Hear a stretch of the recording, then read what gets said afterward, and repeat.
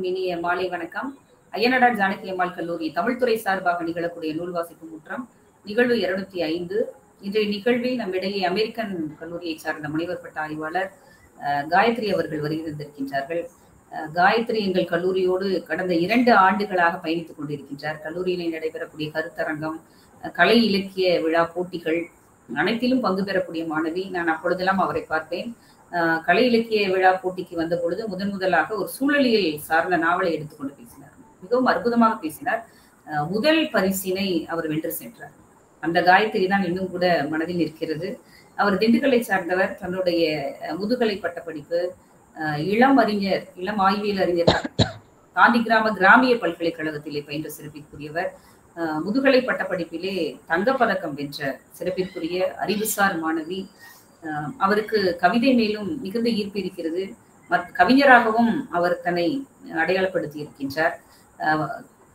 மாநில அளவிலான நாட்டுப்புறவியல் நடனமாக இருந்தாலும் சரி, பாடலாக இருந்தாலும் அவர் அதிலே பங்கேற்று பல பரிசுகளை வென்றிருக்கின்றார். நல்ல பேச்சாளர், அதற்கு மேலாக நல்ல பேச்சாளர். தன்னுடைய முனைவர் பட்ட ஆய்வினை அமெரிக்கன் கல்லூரியிலே சுப்ரபாரதி மணியின் படைப்புகளில் சுற்றுப்புறச் சூழல் என்ற பொறுமையிலே நிகழ்த்தி வருகின்றார். 2019ஆம் ஆண்டு நெட் தேர்விலே தேர்ச்சி பெற்றிருக்கின்றார். ஓபிசி கான அந்த நிதி நல்கையினை, பல்கலைக்கழக நிதி நல்கையினை பெற்று தன்னுடைய முனைவர் பட்ட ஆய்வினை மேற்கொண்டு வரக்கூடிய மாணவி. பல்வேறு திறன் சார்ந்த போட்டிகளிலே பங்கேற்றிருக்கின்றார். தீவிர வாசிப்புக்கு சொந்தக்காரர். இக்கால இலக்கியத்தின் மீது அவருக்கான ஆர்வமும் ஈடுபாடும் அவரை பல்வேறு தளங்களுக்கு ஆய்வாளராகவும் நகர்த்தி சென்று கொண்டிருக்கிறது. பாரதி சொன்னது போல ஒரு ஞான பெண்ணாக இருக்கின்றார். சோர்வில்லாத பெண்ணாக, வள்ளுவன் கூறியதை போல சோர்வில்லாத பெண்ணாக இருக்கின்றார். படிக்கின்ற காலத்திலேயே தமிழ் மீது ஆர்வமும் அக்கறையும் மிகுந்த மாணவியாக இருக்கக்கூடிய காயத்ரி அவர்கள் இன்று நம்மிடையே சுற்றுச்சூழல் சார்ந்த ஆனைமலை என்ற நூலை எடுத்து பேச வருகின்றிருப்பது மகிழ்ச்சி தருகிறது. அவர்களை கல்லூரியின் சார்பாகவும் தமிழ்துறையின் சார்பாகவும் அறிமுகம் செய்து விடைபெறுகிறேன். நன்றி, வணக்கம். தொடக்க உரை வழங்கி சிறப்பித்த அருள்மொழி அம்மா அவர்களுக்கு நன்றி. இப்பொழுது நூல் கருத்துரைக்கான நேரம். பிரசாந்த் வே அவர்களினுடைய ஆனைமலை என்ற நூல் குறித்து கருத்துரை வழங்க மதுரை அமெரிக்கன் கல்லூரி முனைவர் பட்ட ஆய்வாளர் மு. காயத்ரி அவர்களை அன்போடு அழைக்கின்றேன். அனைவருக்கும் வணக்கம். இந்த அய்யனாடார் ஜானகி அம்மாள் கல்லூரியோட தமிழ்துறை இணைந்து இந்த ஒரு நூல் வாசிப்பு முன்றம் 205 வாரங்களை கடந்து ஒரு 206வது வாரத்தில் நான் கருத்துரை வழங்க இருக்கிறது மிகவுமே மகிழ்ச்சியாக இருக்கிறது. பொதுவாகவே எனக்கு அய்யனாடார் ஜானகி அம்மாள் தமிழ்துறை சார்ந்த ஒரு பெரிய ஆச்சரியமும் ஒரு வியப்பும் இருந்து கொண்டே இருக்கும். எப்படி இவர்கள் மட்டுமே ஒரு தொடர்ந்து பல்வேறு இலக்கிய நிகழ்வுகளை நடத்தி கொண்டே இருக்கிறார்கள். அந்த பேராசிரியர்கள்லாம் அவ்வளவு ஒரு சுறுசுறுப்பாக இந்த இலக்கிய செயல்பாடுகள்ல தன்னை இணைத்து கொண்டு அவர்கள் பங்காற்றக்கூடிய விஷயங்கள்லாம் பார்த்து ரொம்பவே எனக்கு வியப்பாக இருக்கும். அவர்களுக்கு என்னுடைய மனமார்ந்த வாழ்த்துக்களையும் நன்றியும் தெரிவித்துக் கொள்கிறேன். நாளைக்கு கூட தொல்காப்பியம் சார்ந்த ஒரு கருத்தரங்கு இருக்கின்ற ஒரு சூழல்ல காலையிலிருந்து மாலை வரை இலக்கியங்களிலோட தன்னை ஈடுபடுத்தி கொண்டு இரவிலும் கூட அது சார்ந்துதான் நாங்கள் சிந்திப்போம் அப்படின்றத ஒரு காட்டுகிற விதமாக இவர்களுடைய செயல்பாடுகள் எல்லாம் இருக்கிறது. இந்த ஒரு நல்ல அருமையான வாய்ப்பு எனக்கு வழங்கிய அய்யனாடார் ஜானகி அம்மாள் கல்லூரியினுடைய தமிழ்துறை பேராசிரியர்களுக்கும் ஆய்வாளர்களுக்கும் என்னுடைய நன்றியை தெரிவித்துக் கொள்கிறேன். இன்னைக்கு உங்களிடத்தில் ஒரு 206வது வாரத்தில் ஒரு கருத்துரை வழங்க எடுத்துக்கொண்ட நூல் ஆனைமலை அப்படின்ற ஒரு நாவல் தான். இது எழுத்தாளர் பிரசாந்த் வே அவர்கள் இந்த நாவலை எழுதியிருக்கிறார்கள். அவர்கள் 2020ஆம் ஆண்டு காடர் அப்படின்ற ஒரு சிறுகதை தொகுப்பு கொடுத்ததற்கு பிறகு இப்ப 2024ல ஆனைமலை அப்படின்ற ஒரு நாவலை எழுதியிருக்கிறார்கள். எனக்கு சூழலியல் சார்ந்த ஒரு ஆர்வமும் ஈடுபாடும் இருக்கின்ற ஒரு காரணத்தால எனக்கு இந்த பழங்குடி மக்கள் சார்ந்து படிப்பதிலும் ஒரு மிகுந்த ஒரு ஆர்வம் இருக்கிறது. இப்ப தமிழ் இலக்கிய சூழல்ல ஒரு பரவலாக ஒரு பிரச்சனையை பத்தி, ஒரு சிக்கலை பத்தி பேசி கொண்டிருக்கும் போது அது சார்ந்த படைப்புகளும் ஒரு பெருவாரியாக வந்து கொண்டிருக்கிற ஒரு சூழல்ல இன்னைக்கு பழங்குடி மக்கள் எப்படியெல்லாம் பிரச்சனைகளை சந்திக்கிறார்கள், அவர்களுடைய வாழ்வாதாரம் எப்படி இருக்கிறது, என்பதையெல்லாம் கருத்தில் கொண்டு பல்வேறு பழங்குடி சார்ந்த நூல்கள் வந்து வெளிவந்து கொண்டே இருக்கிறது.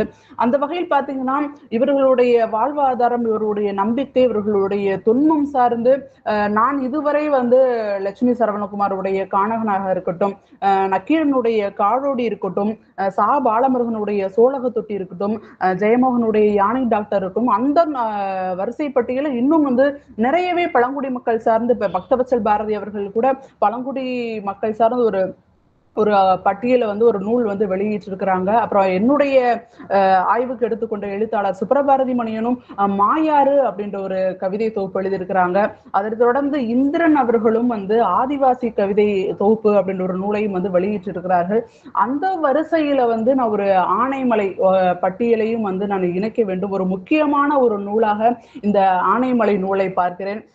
எப்படி வந்து ஒரு காலனியத்துவ ஆட்சிக்கு பிறகு இந்த பிரிட்டிஷாருடைய கைக்கு வந்த பின்னாடி நம்மளுடைய அவர்களுக்கு வந்து ஒரு பெரிய வளமாக காடுகள் தான் அவர்களுக்கு அவருடைய கண்ணில் வந்து பெரிதாகப்பட்டது. அதுக்கப்புறம் அந்த காடுகள் எப்படியெல்லாம் அழிக்கப்பட்டது, அந்த வகையில் கோயம்புத்தூர் மாவட்ட பகுதியில் இருக்கக்கூடிய பொள்ளாச்சி பக்கத்துல இருக்கக்கூடிய ஆனைமலை காடுகள் எப்படியெல்லாம் அழிக்கப்பட்டது, தேக்கு மரங்களுக்காகவும் தேயிலை தோட்டங்களுக்காகவும் அந்த மக்களுடைய வாழ்வாதாரம் எப்படியெல்லாம் முறியடிக்கப்பட்டது அப்படின்ற ஒரு விஷயங்களை பரவலாக அவர்களுடைய வாழ்வியல் சார்ந்த சவால்களை பேசும் விதமாக இந்த ஆனைமலை நாவல் இருக்கிறது. இந்த ஆனைமலை நாவல் பெரும்பாலும் வந்து இந்த வளர்ச்சியை வந்து எப்பொழுதுமே வந்து எனக்குள்ள ஒரு கேள்வி வந்துட்டே இருக்கும். வளர்ச்சி சார்ந்த ஒரு கேள்வி வந்து என்னிடத்துல வந்துட்டே இருக்கும். அந்த வகையில வந்து இந்த சூழல் சார்ந்த நூலாக இருக்கட்டும், பழங்குடி மக்கள் சார்ந்த நூலாக இருக்கட்டும், இந்த வளர்ச்சியை வந்து பல்வேறு ஒரு விவாத பொருளுக்கு வந்து எடுத்து சென்றுட்டே போயிட்டு இருப்பாங்க.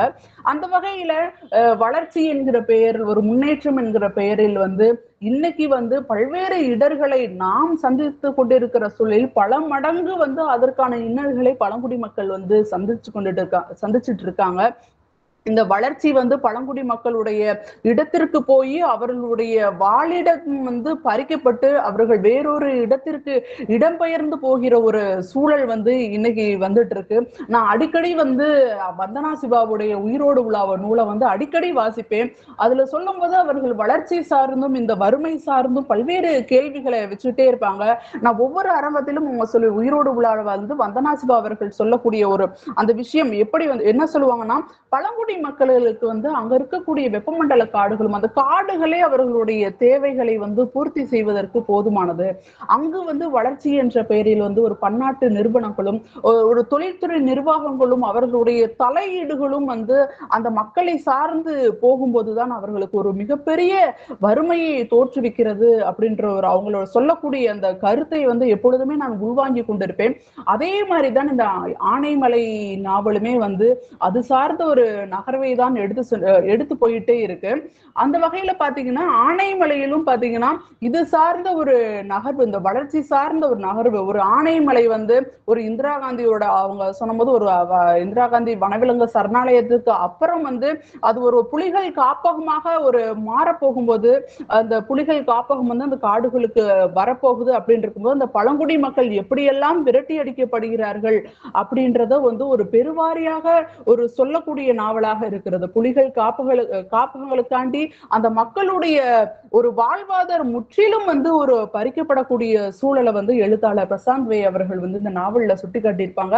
இந்த நாவல் வந்து ஆரம்பிக்கும் போதே ஒரு மிகப்பெரிய ஒரு விவாதத்தை ஒரு முன்னெடுக்கக்கூடிய வகையில தான் அந்த நாவல் வந்து அமைஞ்சிருக்கும். முதல் பக்கத்திலே வந்து அவங்க இந்த நாவல் என்ன சொல்லும் அப்படின்னா, மனுஷங்களும் விலங்குகளும் ஒன்னா வாழ்றது சாத்தியமே இல்லை, காடுனா அது விலங்குகள் வாழ்றது மட்டும்தான், மனிதர்கள் இல்லாத காட்டுலதான் புலிகள் நல்லா இருக்கும், அதற்கு வந்து நம்மளால ஒரு முயற்சியை வந்து தொடர்ந்து முன்னெடுத்துட்டே இருக்கணும் அப்படின்ற அந்த என்ஜிஓ குழுக்கள், அந்த வனத்துறை சார்ந்த அதிகாரிகள்லாம் ஒரு குழு அமைச்சு பேசிக்கொண்டு இருக்கும் போதிலிருந்து இந்த நாவல் வந்து தொடங்குகிறது. அப்பொழுது எனக்கு ஒரு கேள்வி, இந்த வரிகளை படித்த உடனே எனக்கு ஒரு கேள்வி இருந்தது. புலிகள் காப்பகம், அந்த காடுகளை பாதுகாப்பு, இந்த ஒரு ஐடியாலஜி வந்து நல்லா தானே இருக்கு அப்படின்ற ஒரு கருத்தை எனக்குள்ள வந்து லேசாக வந்து போனது. அப்புறம் போக போக படிக்கதான் இது வந்து ஒரு முற்றிலும் மாறுபட்ட ஒரு கருத்து அப்படின்னு வந்து எனக்கு கடைசியா வந்து தெரிய வந்துச்சு. இதுல வந்து பிரசாந்த் வே தான் வந்து அந்த கதாபாத்திரத்திலே வந்து அப்படியே நகர்ந்துட்டே ஒரு இளன் என்ற ஒரு கதாபாத்திரத்துல வந்து இந்த நாவல்ல வந்து அந்த எழுத்தாளரே வந்து நகர்ந்துட்டு இருக்காரு. அவர் வந்து ஒரு சிவில் இன்ஜினியரா இருந்த ஒரு எழுத்தாளர் பிரசாந்த் வே. அவர் வந்து ஒரு சீருடை பணிக்கான ஒரு தேர்வுக்கு போகணும் ஒரு ஆசையில ஒரு வனத்துறை அதிகாரியாக அவங்க போறாங்க. போகும்போது அங்கு வந்து மேலடுத்த அதிகாரிகளுடைய தாக்குதல், அவருடைய ஈடுபாடு, அவங்க சொல்றதுதான் கேட்கணும் அப்படின்ற மாதிரியான ஒரு தலையீடுகள், அதையெல்லாம் தாண்டி அந்த மக்களுடைய இதெல்லாம் இவங்க இந்த மக்கள் எப்படி வந்து அதற்கெல்லாம் அடங்கி போகிறார்கள், எப்படி தான் வாழ்ந்த ஒரு இடத்தை தான் என்னுடைய மரம், என்னுடைய செடி, என்னுடைய கொடி, என்னுடைய பாறை, என்னுடைய வானம் என்று வாழ்ந்து கொண்டிருந்த ஒரு மக்கள் மத்தியில வந்து இந்த வனத்துறை அதிகாரிகளுடைய தலையீடு வரும் பொழுது, நீங்க இந்த இடத்தை விட்டு போங்க, இந்த காட்டை வந்து நாங்க புலிகள் காப்பகமாக மாறப்போறோம், உங்களுக்கு வந்து நாங்க வந்து 10 லட்சம் ரூபாய் தரோம், நீங்க ஒரு அடிப்படை வசதி கூட இல்லாம ஏன் இந்த காடுகள்ல நீங்க வாழணும், நீங்க கீழே வாங்க, மக்களோட மக்களா வாழுங்க அப்படின்ற போது அவங்களால எதுவுமே பேச முடியாம அந்த நிலத்துக்கு சொந்தக்காரரான அந்த மக்கள், அந்த பழங்குடி மக்கள், ஆனைமலை பகுதியில வந்து ஒரு 6 வகையான பழங்குடி மக்கள் இருப்பதாக வந்து பிரசாந்த் வே அவர்கள் வந்து பட்டியலிட்டிருப்பாங்க. மலை மலசர், மலசர், அப்புறம் புலையர், அப்புறம் காடர் இன மக்கள், இது மாதிரியான பழங்குடி மக்கள் அங்க வாழ்வதாக வந்து பட்டியலிட்டு இருப்பாங்க. அதுல வந்து இது முழுக்க முழுக்க மலை மலசர்களுடைய வாழ்வியலை பற்றி பேசுவதாகத்தான் இந்த ஆனைமலை இருக்கும்.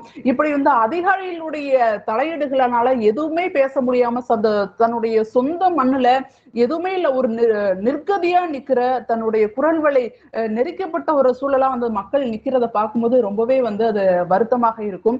எனக்கு சோழக தொட்டியை வந்து படிக்கும் பொழுது வந்து எப்படி இருந்ததுன்னா, அது மிகப்பெரிய ஒரு வன்முறை சார்ந்து அந்த நடக்கும். அந்த சோழக தொட்டி எல்லாம் கடைசி பக்கங்கள் எல்லாம் நம்ம கடக்கவே முடியாது. அந்த மாதிரியான ஒரு அழுகை வரக்கூடிய ஒரு நாவலாக அதை பார்க்கும்போது இந்த ஆனைமலை எனக்கு அதையும் தாண்டி பழங்குடி மக்கள் சார்ந்த ஒரு சிந்தனையை தூண்டுவதாக இந்த ஆனைமலை நாவல் எனக்கு அமைந்திருந்தது.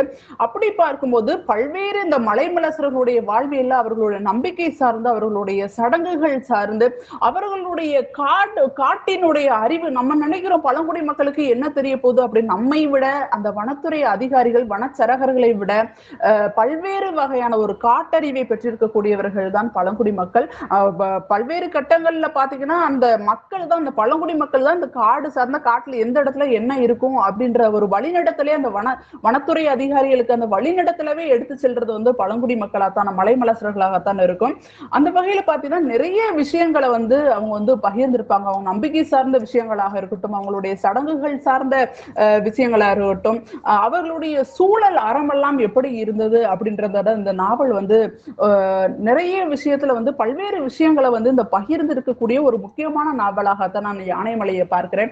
அந்த வகையில இவர்களுடைய நம்பிக்கையெல்லாம் பாத்தீங்கன்னா, இவங்க வந்து பல்வேறு ஒரு சொல்லாடல்கள் வந்து நல்லா இருக்கு. சோழகரை வந்து எப்படி தொட்டி, அவங்க வாழக்கூடியதை வந்து ஒரு தொட்டி அப்படி சொல்றாங்க, இவங்க வந்து ஒரு பதின்றாங்க, அவங்களோட வந்து பதின்றாங்க. நிறைய சொல்லாடல்கள் அவங்களுடைய வழக்கு சொல்லாகவே இருக்கும். அவர்கள் வந்து வீட்டை வந்து சாலை அப்படின்ற சொல்றது வழக்கங்களா இருக்கட்டும், இன்னும் வந்து நிறைய வார்த்தைகள்ல வந்து நிறைய புரியாத வார்த்தைகள்ல இருக்கும். முட்டுச்சாலை அப்படிலாம் சொல்லுவாங்க. முட்டுச்சாலை அப்படின்னா என்னன்னா, மாதவிடாய் காலங்கள்ல வந்து அந்த பெண்கள் வந்து தனியாக தங்குவதற்கு அமைக்கப்படும் ஒரு இடம், ஒரு குடிசையாக வந்து அவர்கள் பார்க்கிறார்கள். அப்புறம் தடுதல பணம் சொல்றது, இந்த மாதிரி நிறைய சொல்லாடல்கள் வந்து அந்த மலைமலசர்களுக்கான ஒரு சொல்லாடலாகவே இருக்கும். அது சார்ந்து நிறைய பறவைகள், அந்த யானைமலை இந்த நாவலை படிக்கும்போது நீங்க நிறைய பறவைகளை பார்க்கலாம், நிறைய விலங்குகளை பார்க்கக்கூடிய ஒரு சூழல் வரும்.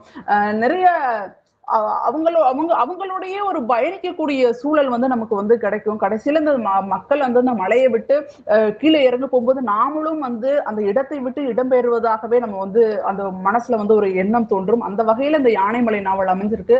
இவங்களுடைய நம்பிக்கை அப்படின்னு பாத்தீங்கன்னா, இந்த பதையினர் வந்து அவங்களுடைய எல்லையை எப்பொழுது கடக்கும் போதெல்லாம் அவங்க வந்து அந்த வனதேவதையை வந்து வழிபட்டு போற ஒரு வழக்கம் இருக்கிறது. அவங்க வந்து ஒரு ஆபத்திலிருந்து அவங்களை வந்து தன்னை தற்காத்துக் கொள்ளும் போது, நீங்கிக் கொள்ளும் போது அந்த மண்ணை எடுத்து வந்து சாமி கும்பிட்டு அவர்கள் தலையில் நெற்றியில் வந்து பூசிக்கொள்வது.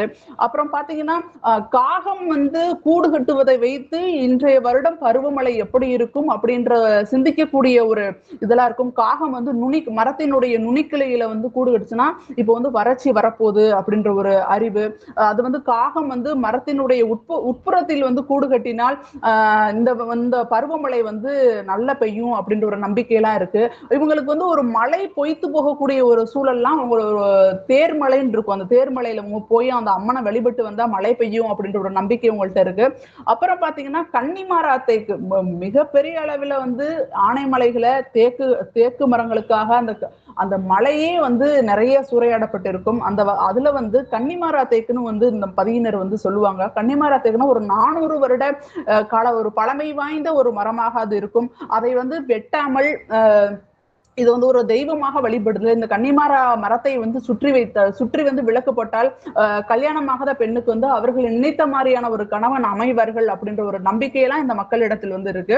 இவர்கள் பிரசாந்த் வே வந்து அவருடைய நாவல்ல உவமைகள் வந்து மிக குறைவாக பயன்படுத்தியுள்ளோம். அது மிகவும் வந்து ஒரு சரியான ஒரு பொருத்தமான உவமையை வந்து ஒரு கையாண்டு இருப்பார்கள். அதுல பாத்தீங்கன்னா அந்த மக்கள் வந்து இன்னொரு விஷயம், அந்த மக்கள் வந்து அந்த பயப்பட மாட்டாங்க, விலங்குகளுக்கு எல்லாம் பயப்பட மாட்டாங்க. ஏன்னா அந்த மக்கள் அந்த விலங்குகளோடும் பறவைகளோடும் அந்த மண்ணோடு இணைந்து வாழக்கூடியவர்கள். அவர்களுக்கெல்லாம் எந்த ஒரு பயமுமே இருக்காது. அதுல பாத்தீங்கன்னா 4 ஆணைகள் வந்து படுத்திருக்கும். அதுல வந்து அவங்க சொல்லுவாங்க கரும்பாறைகள் போல வந்து இந்த யானைகள் வந்து படுத்து கிடக்கிறது அப்படின்ற ஊமையை பயன்படுத்திருப்பாரு.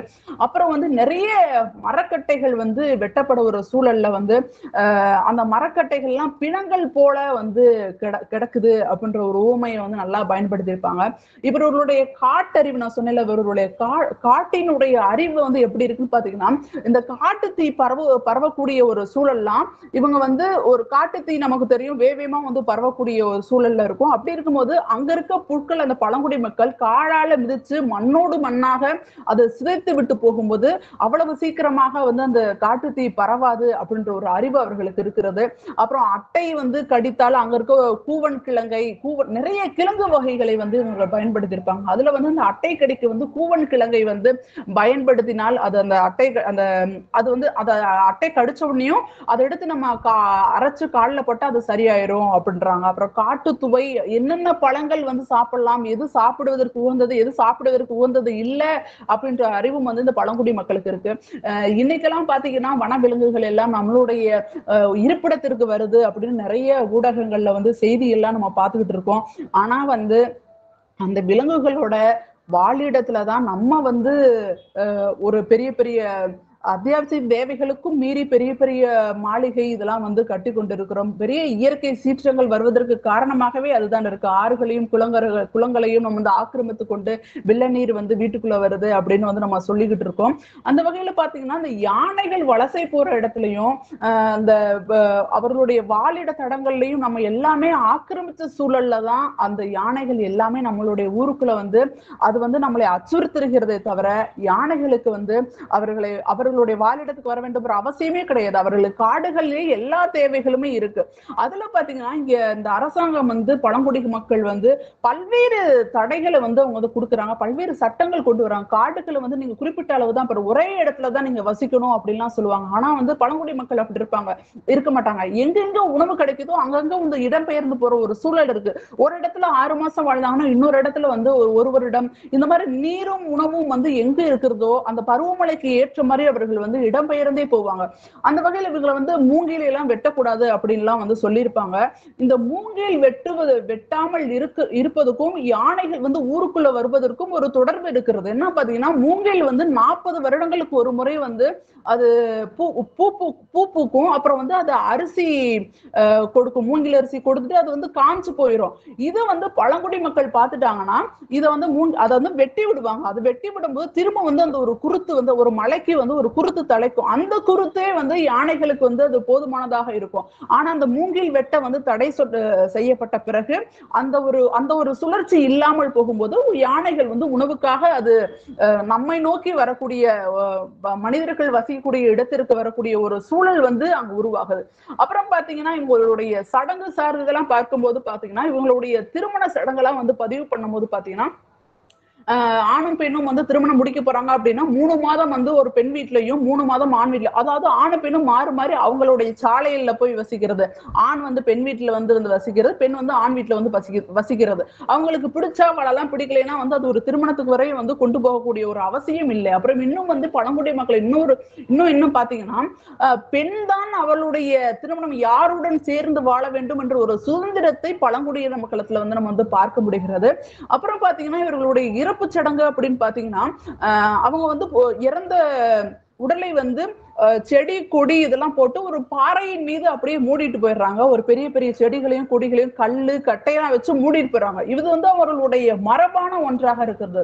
இது பழங்குடிகளுடைய மரபான விஷயங்களை எல்லாம் இந்த வனத்துறை அதிகாரிகள் வந்து ஒரு கட்டுக்குள் கொண்டு வருவாங்க. நீங்க வந்து இப்படி எல்லாம் புதைக்க கூடாது, நீங்க வந்து மண்ணை தோண்டி தான் புதைக்கணும், நீங்க வந்து இப்படி வந்து பாறை மீது வச்சு போயிட்டீங்கன்னா இது வந்து ஒரு அத வந்து புலிகள் வந்து சாப்பிட்டுச்சுன்னா புலிகள் வந்து ஒரு மனிதனை அடித்து கொள்ளக்கூடிய ஒரு பழக்கம் வந்து அப்படி வந்துரும் அப்படின்னு ஒவ்வொரு விஷயங்களையும் அவர்களை வந்து அவர்களுடைய மரபிலிருந்து அவர்களை விடுவிக்கக்கூடிய விஷயங்களா தான் நிறைய இருக்கும். அவர்களுடைய ஒரு வனத்துறை அதிகாரிகள் நிறைய ஒரு குற்றச்சாட்டுகள்லாம் இருக்கும். அவங்க வந்து ஒரு கணக்கெடுப்பு எத்தனை புலிகள் இருக்கு, எத்தனை கழுதை புலிகள், அந்த வனவிலங்குகளுடைய கணக்கெடுப்பு கூட எல்லாமே வந்து பொய்மையா இருக்கிறது அப்படின்னு. இளன் வந்து ஒரு நேர்மையான பிரசாந்த் வே தான் அவங்க. இளன் வந்து ஒரு நேர்மையான அதிகாரியாக இருக்க வேண்டும் என்று நினைக்கும் போது இதெல்லாம் பார்க்கும்போது அவருக்கு வந்து ஒரு பெரிய ஒரு வருத்தம் அளிக்கக்கூடியதாகத்தான் இருக்கும். வந்து புலிகளுடைய கணக்கெடுப்புக்கு அவங்களுக்கு குச்சிகளை வந்து மண்ணை நோண்டி வந்து வைக்கிறது, அப்புறம் 7up பாட்டிலுடைய அதை வச்சு அதனுடைய அச்சை வச்சு கழுத புலின்ற ஒரு கணக்கு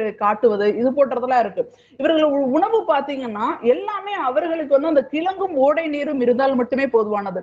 இவர்களுக்கு வந்து ஆசைகள் அப்படின்றது நிறைய இல்ல. ஆசைகள் இருந்தா தானே இங்க ஒரு தேவைகள் வந்து அதிகரிக்கக்கூடிய சூழ்நிலை. இவர்களுக்கு மிகப்பெரிய ஒரு ஆசைகள்லாம் பழங்குடி மக்கள் நம்மை மாதிரி ஒரு அத்தியாவசிய தேவை இருந்தா அப்புறம் அடிப்படை வசதி கூட அவங்களுக்கு இல்லாமல் இருந்தா கூட எங்களுக்கு காடே போதுமான ஒரு திருப்தியில் அவர்கள் வந்து வாழ்ந்து கொண்டிருப்பார்கள். அந்த வகையில மாக்காணி கிழங்கு, ஆட்டுக்கால் கிழங்கு, இந்த குச்சி கிழங்குகள்லாம் அவர்களுடைய உணவா பயன்படுத்துகிறார்கள். இந்த மாக்காணி கிழங்குலாம் பாத்தீங்கன்னா ஒரு செடியில 20 கிலோ 200 கிலோ எல்லாம் பறிக்கக்கூடிய ஒரு இதெல்லாம் வந்து சொல்லியிருப்பாங்க.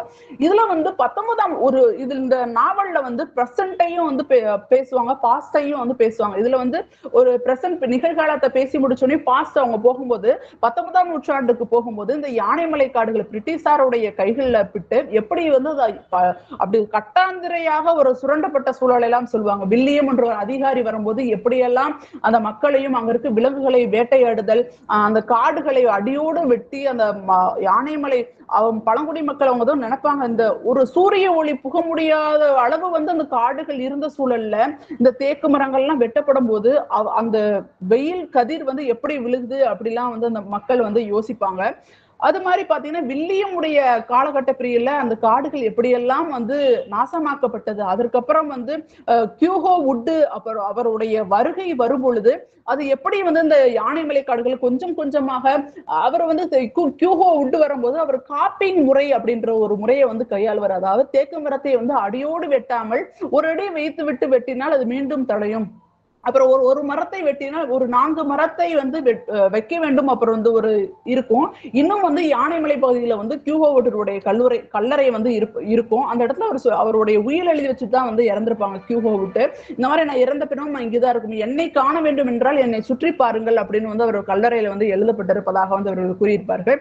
இவர்களுடைய சூழல் அறம் என்பது இன்னைக்கு வந்து ஒரு பெரிய இயற்கை பேரிடருக்கு நம்ம வந்து ஒரு முக்கிய காரணம் என்ன அப்படின்னு பாத்தீங்கன்னா நம்ம வந்து ஒரு சூழல் அறத்தை வந்து இங்க கடைபிடிக்காததுதான் வந்து ஒரு மிகப்பெரிய ஒரு இதா இருக்கிறது.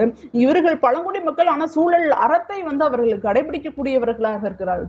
தேன் எடுக்க போனா அந்த தேனை வந்து முழுவதுமாக எடுக்க மாட்டார்கள். அதில் பாதி நமக்கு கொஞ்சம் மற்றவர்கள் கொஞ்சம் என்று விட்டு வைப்பார்கள். அதிலும் பாதி வைத்து விட்டு போவார்கள். ஏன்னா அது மீண்டும் வந்து அந்த தேனீகள் வந்து ஒரு கூடு கட்டுவதற்கு ஏதுவாக இருக்கும் அப்படின்னு சொல்லி விட்டு போவாங்க. இது மாதிரியான ஒரு சூழல் அறத்தை பின்பற்றக்கூடியவர்களாக வந்து அந்த மலைமலாசுரர்களை வந்து பிரசாந்த் வே அவர்கள் வந்து எடுத்து காட்டியிருப்பாங்க.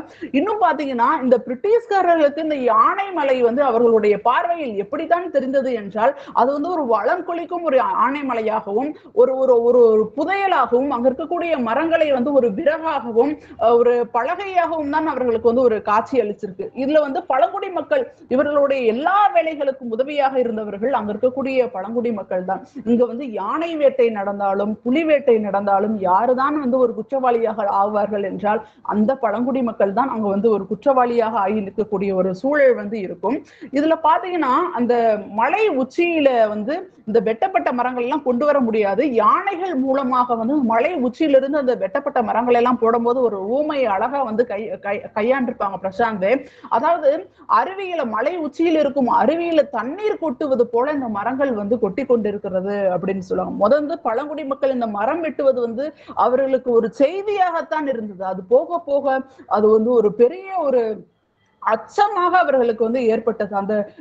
அந்த மரங்களை வெட்டும் போது அந்த பறவைகளோட ஒளி சத்தம், இந்த யானைகளுடைய பிளிரல் எல்லாம் வந்து ஏதோ ஒன்று வந்து ஒரு சொல்வது போலாம ஏதோ ஒரு அழிவுக்கு போகும்போது இந்த காட்டைகள்லாம் அழிக்கிறதுக்கான ஒரு ஓலமாக வந்து அதை வந்து பார்க்க முடியும். இவர்களுடைய இடப்பெயர்வெல்லாம் பார்த்தோம். இவர்களுடைய இடப்பெயர்வுகள்லாம் நம்மளுடைய இடப்பெயர்வு வந்து எப்படி இருக்கும்னா இன்னும் வந்து ஒரு தன்னுடைய வாழ்வாதாரத்தை மேம்படுத்தி கொள்வதற்கான ஒரு இடப்பெயர்வாக தான் நம்மளுடைய இருக்கும். ஆனா பழங்குடி மக்களுடைய இடப்பெயர்வு வந்து அப்படி இல்லை. அவர்களுடைய தேவைகளை குறுகிய தேவைகளை பூர்த்தி செய்வது அளவுக்கு தான் இவர்களுடைய இடப்பெயர் இருக்கும். அப்புறம் பாத்தீங்கன்னா இந்த ஒரு காட்டை அழிக்கக்கூடிய வந்து ஒரு சூழல் வந்து பெரிய அளவுல வந்து பிரசாந்த் அவங்க சொல்றாங்க எப்படியெல்லாம் இந்த காடு வந்து அழிக்கப்பட்டு கொண்டிருக்கிறது. இதுலயும் வந்து பாத்தீங்கன்னா அந்த பழங்குடி மக்களுக்கு வந்து ஒரு 10 லட்சம் ரூபாய் வந்து நாங்க தொகை தருகிறோம், நீங்கள் வந்து இந்த இடத்தை விட்டு கீழே போய் மக்களோட மக்களாக வந்து வாழுங்க, உங்களுக்கு வந்து ஒரு அடிப்படை வசதி கூட இல்லாமல் நீங்கள் எப்படி வாழ்வங்க அப்படின்னு சொல்லிட்டு ஒரு 70 குடும்பங்கள் வந்து இருந்த ஒரு சூழல்ல ஒரு 27 பழங்குடி மக்கள் தான் அந்த வசிக்கக்கூடிய ஒரு சூழல். வந்து பாதி பேர் வந்து நகர்ந்து போயிருவாங்க. பல்வேறு ஒரு இயற்கை பேரிடர் வரும், அந்த இடத்துல ஒரு பருவமழை வரும், அப்புறம் இவர்களுடைய ஒரு தாக்குதல் இருக்கும். அதனால இவங்க வந்து ஒரு கடந்து போகக்கூடிய சூழல் இருக்கும். அந்த சாலையில இப்போ யானைமலை மலைக்குடிகளை மலைமரசு ஒரு 27 குடும்பங்கள் தான் வசிக்கக்கூடியதாக வந்து அவர்கள் சொல்லுவார்கள். இவங்க சொல்லுவாங்க வந்து சொன்னாங்க இல்லையா, மனுஷங்களும் விலங்குகளும் வாழ்ற இடத்துல மனுஷங்களும் விலங்குகளும் ஒன்னா வாழ முடியாது அப்படின்றத வந்து கடைசியில சொல்லியிருப்பாங்க. இளன் வந்து யோசிப்பாரு. இளன் வந்து அங்க ஒரு கிருஷ்ணன் ஒரு அதிகாரி வந்து நாவல்ல பயணிப்பாங்க. அவங்க வந்து அவங்களுக்கு தெரிஞ்சுதான் அங்க வந்து ஒரு காடுகள் அழிக்கப்படும், தேக்கு மரங்கள் வந்து வேட்டையாடப்படும், அங்க புலிகளோட யானைகளுடைய தந்தம் வேட்டையாடப்படும், இது மாதிரி மான்கள் வேட்டையாடப்படும். இதெல்லாம் தெரிஞ்சுதான் நடக்கும். இதெல்லாம் தெரிந்து கொண்டு இவர் வந்து ஒரு நேர்மையான அதிகாரியாக அதை தடுக்க போகும்போது இவரை வந்து ஒரு இடைக்கால தடுப்பு வச்சு அவங்க வீட்டுக்கு வந்து அனுப்புற ஒரு சூழல் எல்லாம் இருக்கும். அந்த வகையில பாத்தீங்கன்னா ஒரு இன்னைக்கு நீங்க பழங்குடி மக்களை வந்து இவங்களுடைய கடைசியில இந்த நாவல் விவாதிக்கக்கூடியதாகத்தான் இருக்கும். பழங்குடி மக்களை வந்து ஒரு விலங்குகள் வாழக்கூடிய ஒரு சூழல்ல இவங்க வாழ முடியாது அப்படின்னு சொல்லி அனுப்பும் பொழுது இன்னைக்கு வந்து ஒரு சுற்றுலாத்துறை அப்படின்றது ஒரு பெரிய அளவுல வந்து வளர்ந்துட்டு இருக்கு. அதுல வந்து பாத்தீங்கன்னா நிறைய சுற்றுலா பயணிகளுக்காண்டி ஒரு சாலை அமைக்கிறது, நிறைய புது அவங்களுக்கு ஒரு இடவசதிகளை ஏற்படுத்தி கழிவறை முதற்கொண்டு அவர்களுக்கு ஒரு பெரிய பெரிய மாளிகையா இருக்கட்டும், இது மாதிரி நிறைய விஷயங்களை வந்து அவங்களுக்காண்டி ஒரு சுற்றுலா பயணிகளுக்காண்டி நிறைய இப்போ வந்து தொடர்ந்து செய்து கொண்டே வரும்போது அவங்க இளனுக்கு வந்து ஞாபகம் வரும். என்ன ஒரு பழங்குடி மக்கள் அவர்களுடைய இருப்பிடத்திலிருந்து விட்டு இவர்கள் எல்லாம் வந்து உள்ள வர்றத வந்து நிறைய விவரிச்சிருப்பாங்க. அந்த மக்கள் சுற்றுலா பயணிகள் நம்மளே போகும்போது தெரியும், நிறைய டூரிஸ்ட் பிளேஸ் போகும்போது அந்த வாகனங்களுடைய இறைச்சல் இதெல்லாம் வந்து நிறைய அங்க சொல்லப்பட்டிருக்கும். அப்புறம் பாத்தீங்கன்னா இந்த விலங்குகளுக்கு அந்த காடுகள்லயே அது உணவு தேடிக் கொள்ளக்கூடிய ஒரு அறிவு வந்து அதுக்கு இருக்கு. நம்ம சுற்றுலா பயணிகள் போகும்போது அங்க இருக்கக்கூடிய குரங்குகளுக்காக இருக்கட்டும், வர விலங்குகளுக்காக இருக்கட்டும், அவங்களுடைய உணவுப் பொருட்களை கொடுக்கும்போது அது காடுகள்ல போய் தான் நம்ம வந்து சாப்பிடுன்ற ஒரு அறிவை வந்து அது இழக்கக்கூடிய ஒரு சூழல். இவங்க கொடுக்கறதவே வந்து ஒரு எதிர்பார்த்து கொண்டிருக்கக்கூடிய சூழல் விலங்குகள் வந்து சுற்றுலா பயணிகளுடைய உணவுப் பொருளுக்காக ஒரு ஏந்தக்கூடிய ஒரு சூழல் வந்து அங்க உருவாகி இருக்கு. அப்புறம் அந்த வாகனங்கள்ல அந்த விலங்குகள்லாம் அடிபட்டு போற ஒரு சூழல் எல்லாம் வந்து இதுல வந்து பதிவு செஞ்சிருப்பாங்க. இன்னைக்கு வந்து டூரிசம் பிளேஸ்ன்னு சொல்லிட்டு நம்மளுடைய இடத்தில் நிறைய வளர்ந்து வரக்கூடிய சூழல்ல இந்த பழங்குடி மக்களுடைய வாழ்வியல் எப்படி இருக்கிறது அப்படின்றத மாதிரி இந்த கதையை வந்து கொண்டு போயிருப்பாங்க. இறுதியாக வந்து பாத்தீங்கன்னா இந்த 10 லட்சம் ரூபாய் தரம் சொல்லிட்டு அவங்க கீழே வந்து போய் வாழ்ந்த குடும்பங்கள் கடைசியாக இந்த மக்கள் சரி என்னதான் பண்றது அப்படின்னு சொல்லி தன்னுடைய மலையையும் தன்னுடைய காடையும் தன்னுடைய மரம் செடி கொடி வானம் பாறை எல்லாத்தையும் விட்டுவிட்டு அவர்கள் மலையிலிருந்து இறங்கி வருவார்கள். கீழே போனவர்கள் மேலே ஏறி வருவார்கள். எல்லாம் வந்து போய் நம்ம ஏமாற்றி விட்டார்கள் அப்படின்னு வந்து அவர்கள் சொல்லும் போது அவர்கள் நிற்கதியாக நிற்கும் போது இந்த பழங்குடி மக்கள் எப்படியெல்லாம் அவர்களுடைய வாழ்வியல் எப்படி சிதைக்கப்பட்டு இருக்கிறது அப்படின்ற ஒரு கேள்வியை நமக்கு வந்து அது கேட்டுக்கொண்டே இருக்கிற ஒரு சூழலை வந்து இந்த நாவல் ஏற்படுத்தி இருக்கு. அந்த வகையில அனைவரும் ஒரு படிக்கக்கூடிய ஒரு நாவலாக நான் வந்து வேண்டி விரும்பி வந்து கேட்டுக்கொள்கிறேன். இந்த நாவல் வந்து படிச்சுட்டு இன்னும் வந்து பழங்குடி மக்களுக்கு ஏதாவது ஒரு வகையில வந்து அவர்களுக்கு உதவி செய்யணும் அப்படின்ற ஒரு எண்ணம் வந்து நம்ம எல்லாருக்குமே வந்து வரும். அவர்களாகவே இருக்க விட்டாலே போதுமானது. அவர்களுடைய தேவைகளை அவர்களே பூர்த்தி செய்து கொள்வார்கள்.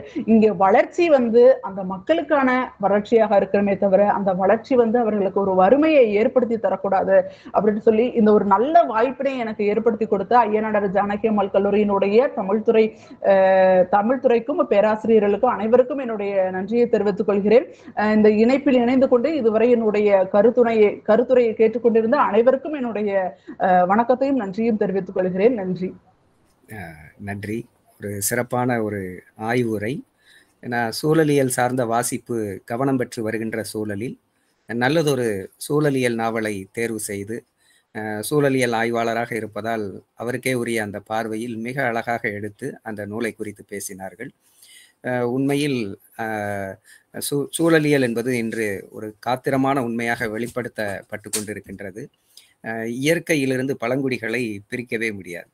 இயற்கை அழிப்பதன் மூலமாகவோ அல்லது பழங்குடியை அழிப்பதன் மூலமாகவோ நாம் இரண்டையும் இழப்பதற்கான ஒரு சூழல் இருக்கின்ற நிலையில் மிக அழகாக அந்த நாவல் குறித்து எடுத்து காயத்ரி அவர்கள் பேசினார்கள். அவர்களுக்கு நன்றி. இந்த நிகழ்வு குறித்து கருத்துரை வழங்குவதற்கு மலேசியாவை சார்ந்த குணசீலன் சுப்பிரமணியன் ஐயா அவர்களை அன்போடு அழைக்கின்றேன். அனைவருக்கும் வணக்கம். நேற்று நானும் ஒரு சுற்றுப்பயணியாக அந்த ஆனைமலையில் இருக்கின்ற அந்த டாப் ஸ்லிப் பகுதிக்கு ஒரு சுற்றுப்பயணியாக சென்று இன்று திரும்பும் போது ஒரு கனத்த இதயத்துடன் திரும்பி வந்தேன். அப்போதுதான் இன்றைய நூல் கருத்துரையும் ஆனைமலை பற்றிய செய்தியாக இருப்பது உண்மையிலே ஒரு கோஇன்சிடென்ட், வியப்பாக இருக்கிறது. அவர் நாவலில் படித்ததை நான் இன்று காட்சியாக கண்டு வந்தேன் என்றுதான் சொல்ல வேண்டும். குறிப்பாக அந்த எப்படி அறம் சார்ந்த மக்கள் அடிமை மக்களாக்கப்பட்டிருக்கிறார்கள் என்பதை நேற்றும் இன்றும் இன்று காலை முதல் நான் கண்டு வந்த அந்த காட்சியின் மனதை உண்மையிலே வாட செய்கிறது. குறிப்பாக அவர் சொன்ன அத்தனை விஷயங்களில் ஒரு சில துளிகளை நான் கண்ட பொழுதே எனக்கு தெரிந்தது எப்படி அங்குள்ள சூழல் மாற்றப்பட்டு இருக்கிறது அப்படின்றது. குறிப்பாக அந்த புலிகள் காப்பகம் என்ற சொல்றது அந்த டாப் ஸ்லிப்ல அமைக்கப்பட்டிருக்கிறது. அந்த புலிகள் காப்பகத்தை காண்பதற்கு தான் நாங்கள் சென்றோம். ஆனால் ஒரு புலியையும் நாங்கள் காணவில்லை. கட்டி போட்டு வைத்திருக்கிற யானைகளை கண்டோம், ஆண் கூட்டங்களை கண்டோம். அந்த கேரளா மண்ணினுடைய அந்த எல்லை வரை நம்மை அழைத்து சென்றார்கள், சுட்டி காட்டினார்கள். அது ஒரு அடர்ந்த காடு என்று சொல்றாங்க. அப்படி தெரியவில்லை. காடு அழிக்கப்பட்டு இருக்கிறது என்பது நன்றாக தெரிகிறது. 16 கிலோமீட்டர் நம்மளை அழைத்து சென்று சுற்றி காண்பித்தார்கள். இயற்கை சேதப்படுத்தப்பட்டு இருப்பது நன்றாக உணர முடிகிறது. இயற்கையை ரசிக்க சென்றோம். ஆனால் அங்கு சேதப்பட்டு கிடக்கிற அந்த சூழல் தான் பார்த்து வருகின்ற வாய்ப்பு கிட்டியது. என்னோட இயல்பு எப்போதும் அங்கு மனிதர்களை கண்டவரிடம் பேசுகின்ற இயல்பில் அந்த 6 வகை மக்களில் ஒரு சிலரை நான் அந்த முக்கியமான ஒரு சில அங்குள்ள அந்த கோயில், ஒரு விநாயகர் கோயில் இருக்கு. அந்த கோயிலுக்கு போகும்போது அங்க இருக்கிற அந்த பழங்குடி மக்களுடைய வாழ்வியலை பற்றி எல்லாம் தெரிந்து கொண்டேன். அவர் சொன்னதெல்லாம் சரி. அதுல மிக முக்கியமானது வந்து அவரு அங்க பேசும்போது ஒருத்தர் ஒரு பஸ் ஒரு பேருந்து வந்து நிக்குது. அவரு டீ ஆர்டர் பண்ணிட்டாரு. டீ ஆர்டர் பண்ணி அவங்க டீ கொடுக்கறதுக்குள்ள அந்த பஸ் கிளம்பிடணும்னு ஓடுறாரு. ஓடும்போது அந்த டீயை வேணாம்னு சொல்லிட்டு ஓடுறாரு. அப்புறம் அந்த பஸ் அவர் விட்டுட்டு போயிருது. அங்கேயே கிடக்குறாரு. அப்புறம் அவர்கிட்ட பேச்சு கொடுக்கும்போது அவர் சொன்னாரு, இங்க இருந்து 10 கிலோமீட்டர் தூரத்திற்கு பஸ் பேருந்தில் அவர்கள் அழைத்து செல்வார்கள், போக முடியும். அங்கிருந்து 26 கிலோமீட்டர் நடந்து செல்ல வேண்டும் என்று சொன்னார். என்னால் கற்பனை செய்து பார்க்க முடியாத ஒரு ஒரு ஒரு சம்பவம் இது. 10 கிலோமீட்டர் வரை போக்குவரத்து இருக்கிறது. அது அந்த பேருந்து. அதுவும் வந்து காலையில் ஒன்று மாலையில் ஒன்று தான் வரும். அதை விட்டு விட்டால் இங்கிருந்து 36 கிலோமீட்டர் நடந்து செல்ல வேண்டும் என்று கற்பனை பண்ண முடியாத ஒரு சம்பவத்தை இன்று நான் நேரடியாக பார்த்தேன். ஒரு சுதந்திர நாட்டில் எல்லாரும் அனுபவித்துக் கொண்டு இருக்கிற அந்த வேலையில் சரி அவர்களுக்கு அந்த சுதந்திரம் அது தேவையில்லை என்று வைத்துக் கொண்டாலும், ஆனால் அங்கு பேருந்து கார்கள் எல்லாம் செல்கின்றன, செல்வதற்கான வழிகளை ஏற்படுத்தி இருக்கிறார்கள். ஆனால் அவரை கொண்டு செல்வதற்கான முயற்சிகள் இல்லை. அந்த மனிதர்கள் அதை விரும்புகிறார்களா என்று சொன்னால் அவர்கள் விருப்பப்பட்டு இருக்கலாம், ஆனால் அந்த வாழ்வில் அளிக்கப்பட்டு இருக்கிறது. அப்ப அவர்கள் அதை விரும்பி ஏற்றுக்கொண்டிருக்கிறார்கள் என்று சொல்ல முடியாது. நான் கனத்த இதயத்தோடு திரும்பினேன் என்று சொல்லும்போது என்ன அப்படின்னா, காயத்ரி அவர்களுடைய பேச்சு உண்மையிலே ஒரு தெளிந்த நீரோடை போல இருந்தது. நான் அதை பாராட்டுவதற்கு ஒன்றுமே இல்லை, அவ்வளவு பாராட்டுக்குரிய பேச்சு அது. ஆனால் நான் கனத்த இதயத்தோடு திரும்பினேன் என்று சொல்லும்போது, நான் திரும்பி வரும் பொழுது 2-3 லாரிகளில் மணல் மூட்டைகளும் இரும்புகளும் சிமெண்டுகளும் ஒரு 10-20 வட மாநிலத்தவர்களும் அந்த மலையை நோக்கி சென்று கொண்டிருந்தார். இன்று அந்த வாழ்வியல் அப்படித்தான் இருக்கிறது. காயத்ரி அவர்களுக்கு என்னுடைய நன்றி. மாசாணியை பற்றி பேசினார். அந்த யானைமலை அடிவாரத்தில் மாசாணி அம்மன் அருள் பாலிக்கிறார். அவரையும் அந்த அம்மனையும் இன்று சென்று தரிசித்து வந்தோம். இந்த மாசாணி கிழங்குக்கும் மாசாணி அம்மனுக்கும் எதுவும் தொடர்பு இருக்கிறதா என்று தெரியவில்லை, அது ஆய்வுக்குரியது. அடுத்து அந்த காட்டறிவு என்ற ஒரு சொல்லு, இந்த காட்டறிவு நமக்கெல்லாம் நாம் பெற்றுவிட்டால் நம்முடைய புரிதல் இந்த சூழல் சம்பந்தமான அறிவு மேம்படும் என்று கூறி வாய்ப்புக்கு நன்றி கூறி விடைபெறுகிறேன். நன்றி, வணக்கம். நன்றிங்கய்யா. கருத்துரை வழங்கிய குணசீலன் சுப்பிரமணியன் ஐயா அவர்களுக்கு நன்றி. நிறைவாக நன்றி உரை வழங்குவதற்கு தமிழ்துறை உதவி பேராசிரியர் முனைவர் சிவஞானம் அவர்களை அன்போடு அழைக்கின்றேன். அனைவருக்கும் வணக்கம். சிவகாசி ஐயனாடார் ஜானகி அம்மாள் கல்லூரியின் தமிழ்துறை சார்பாக நிகழும் பன்னாட்டு அளவிலான நூல் வாசிப்பு முற்றம் நிகழ்வு 206. இந்நிகழ்வினை நாங்கள் தொடர்ந்து நடத்துவதற்கு அனுமதி அளித்த எம் கல்லூரி தாளாளர், முதல்வர் உள்ளிட்ட பெருந்தகைக்கு நன்றி. தொடக்க உரையாற்றி சிறப்பு விருந்தினரை அறிமுகம் செய்த முதுகலை தமிழ்துறை தலைவர் முனைவர் அருள்மொழி அம்மா அவர்களுக்கு நன்றி. இளநிலை தமிழ்துறை தலைவர் முனைவர் சந்திரகுமார் ஐயா அவர்களுக்கு நன்றி. இன்றைய நூல் கருத்துரையாளராக நம்மிடையே மதுரை அமெரிக்கன் கல்லூரியின் முனைவர் பட்ட ஆய்வாளர் காயத்ரி அவர்கள் பிரசாந்த் வே எழுதிய ஆனைமலை என்னும் நூல் குறித்து சிறப்புரையாற்றினார்.